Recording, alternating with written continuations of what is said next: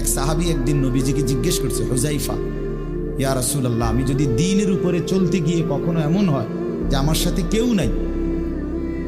সবাই আল্লাহর নাফরমানিতে লিপ্ত, আমি শুধু একা, তখন আমি কি করব? আল্লাহর নবী সাল্লাল্লাহু আলাইহি সাল্লাম বললেন, ওয়ালাউ আন তাআদ্দা বিআসলি শাজারাতিন, প্রয়োজনে তুমি একটা গাছের গোড়ালি শিকড় কামড়াইয়া ধইরা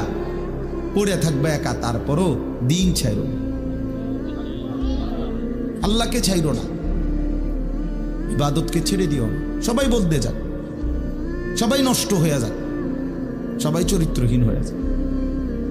তারপরও কমপক্ষে নিজের হেফাজত। রাসূলুল্লাহ সাল্লাল্লাহু আলাইহি ওয়াসাল্লাম বলছেন, মানুষের মধ্যে অন্যায়, নাফরমানি, মানুষের মনের চাহিদা, খেয়াল খুশি, খামখেয়ালি, এগুলো যখন বেড়ে যাবে, আল্লাহর নবী সাল্লাল্লাহু আলাইহি ওয়াসাল্লাম বলছেন,